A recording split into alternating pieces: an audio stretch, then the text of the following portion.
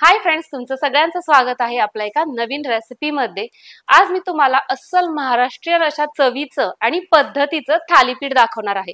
बऱ्याचशा वेळेस काय होतं ना, आपण करतो धपाटं आणि त्याला म्हणतो थालीपीठ, पण थालीपीठ आणि धपाटं हे दोन वेगळ्या पद्धतीने केले जाणारे पदार्थ आहेत। तर चला मग हे थालीपीठ कसं करायचं ते पाहूयात।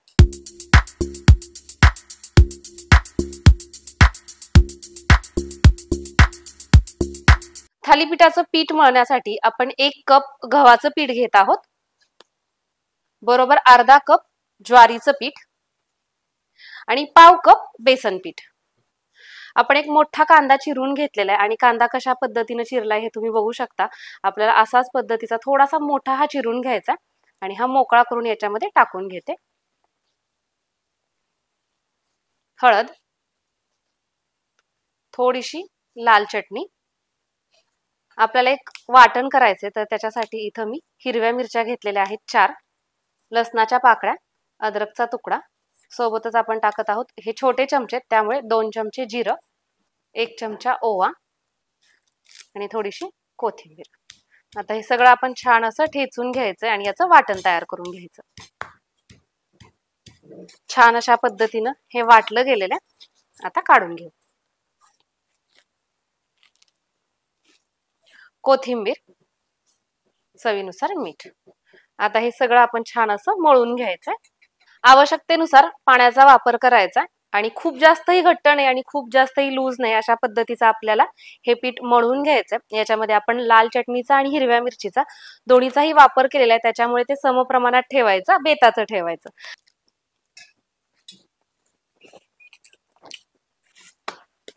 अशा पद्धतीचं आपलं हे पीठ मळून झालेलं आहे। आता इथं गॅसवरती मी तवा ठेवलेला आहे आणि हा तवा लोखंडी, शक्यतो जर तुमच्याकडे लोखंडी असेल ना तर लोखंडीच तव्याचा वापर करा। लोखंडाच्या तव्यावरती छान असं हे थालीपीठ तयार होतं। गॅस मी चालू करते। आपल्याला हा तवा हलका असा कोमट करून घ्यायचा आहे, थंड तव्यावरती आपल्याला हे थापायचं नाहीये। थालीपीठ आणि धपाटं या दोन्हीमध्ये हाच फरक असतो। आपण धपाटं काय करतो, पोळपाटावरती एक कपडा अंथरतो ओला आणि त्याच्यावरती हे थापतो आणि नंतर तव्यावर टाकतो। तर थालीपीठाच्या बाबतीत तसं नसतं, डायरेक्ट तव्यावरती आपल्याला थापायचं असतं। तवा गरम झाला आहे आणि आता सगळीकडनं अशा पद्धतीने आपल्याला हे तेल सोडून घ्यायचंय। हे पसरवून घ्यायचं, कारण की काय होतं, जिथं तेल लागणार नाही ना मग ते आपलं जे थालीपीठ आहे ना तिथं चिटकून बसतं, तर त्यामुळे सगळीकडे तेल पसरवून घ्यायचं। आता आपल्याला यावरती थालीपीठ थापायचंय, तर त्यासाठी मी गॅस बंद करून घेतलाय आणि असा थोडासा पाण्यामध्ये हा हात बुडवायचा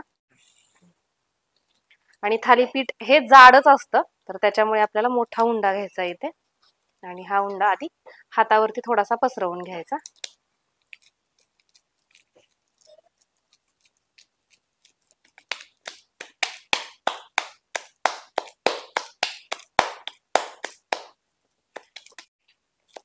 तर हे असं हातावरती जेवढं शक्य आहे तेवढं मी असं थापून घेतलंय।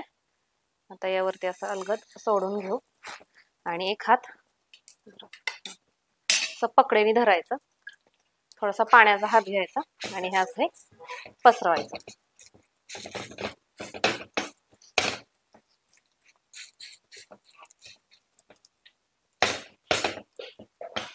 तुमच्या सोयीसाठी तुम्ही गॅसवरून खाली उतरवून एखाद्या सुती कपड्यावरती सुद्धा हा तवा ठेवू शकता, म्हणजे असा हा जास्त हालत नाही, नाहीतर मग एकदम आपली जी पकड आहे ती घट्ट ठेवायची।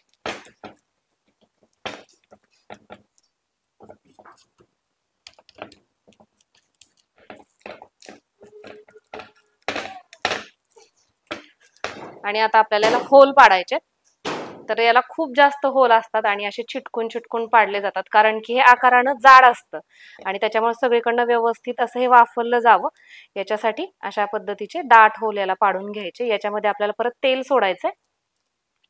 हलका असा तवा कोमट लागतोय बोटाला, त्यामुळे असं पाणी घ्यायचं मधनं मधनं। पूर्वीच्या काळी हे खूप जास्त प्रमाणात केलं जायचं, कारण की एकतर आकारानं जाड असायचं, त्याच्यामुळे एक माणूस एका थालीपीठामध्येच आउट व्हायचा। सगळ्यात महत्वाची गोष्ट ती म्हणजे हे जे थालीपीठ आहे ना ते आपल्याला आता ज्या साईडनं आपण थापलंय ना त्याच साईडनं फक्त भाजून घ्यायचं, हे पलटी करायचं नाही। आणि वरच्या साईडनं काय होतं, हे फक्त वाफरलं जातं आणि खालच्या साईडनं ना हलकं असं ते करपूस होतं बरं का, म्हणजे थोड्याफार प्रमाणात ते करपलं जातं आणि एकदम छान मस्त कुरकुरीत असं ते होतं। हे असं आपल्याला या सगळ्या होलांमध्ये असं थोडं थोडं तेल सोडून घ्यायचंय। हे सगळे होल आपण तयार केलेले, यामध्ये थोडं थोडं हे तेल सोडून घ्यायचं. एकदा तेल सोडलं ना परत सारखं तेल सोडण्याची आवश्यकता लागत नाही. पण हो, पहिल्यांदा मात्र सगळीकडे तेल व्यवस्थित असं टाकून घ्यायचं, म्हणजे हे खाली जरी करपलं की नाही तरी पण हे व्यवस्थित असं सुटतं किंवा बाजूला होतं आणि हे एका बाजूने करपटच असतं.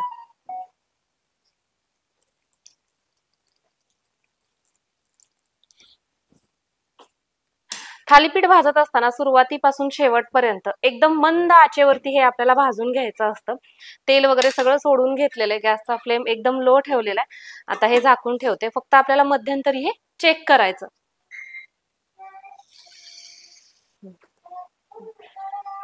याला मी थोडस तेल टाकून घेते, कारण की हे वरण असं थोडस ड्राय ड्राय दिसतंय.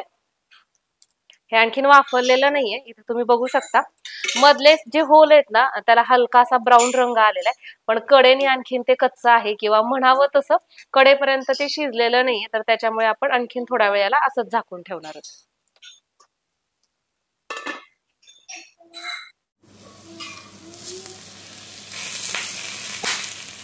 अशा पद्धतीनं हे वाफरलेलं आहे. तर इथं बघू शकता छान मस्त असं सगळीकडनं व्यवस्थित असं हे वाफरलं गेलेलं आहे. काढून घेऊया. मस्त असं दिसतंय, याचा घमघमाट सुद्धा अप्रतिम अशा पद्धतीचा येतोय. पिठाचं मेन जे वैशिष्ट्य आहे ना ते आहे हे, तुम्ही बघू शकता अशाच पद्धतीचं हे थालीपीठ असतं बरं का. तुम्ही म्हणताल हे करपलं, तर हे करपलं नाहीये, हे अशाच पद्धतीने एका साईडनं अशाच पद्धतीने आपल्याला भाजून घ्यावं लागतं. आणि मेन ज्या वेळेस तुम्ही हे घरी ट्राय करताल ना, कडेचा भाग सोडून सगळ्यांना हा जास्त आवडेल तो म्हणजे मधला भाग. खमंग खरपूस अशा चवीचं हे आपलं थालीपीठ तयार झालेले, मस्त असं दिसतंय आणि मला तर असं झालं की मी कधी खाईल. तुम्हाला सांगू का, याची जर ओरिजिनल चव तुम्हाला अनुभवायची असेल ना तर काही घेऊ नका, दही नका, शेंगदाण्याची चटणी घेऊ नका, हे असंच खावा, अप्रतिम लागतं.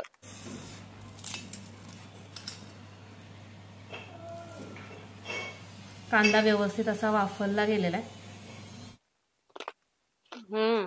मस्त.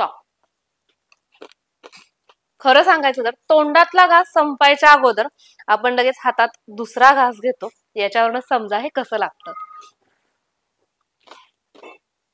चला तर मग परत एकदा भेटूयात अशाच एका छानशा रेसिपी सहित. तोपर्यंत बाय.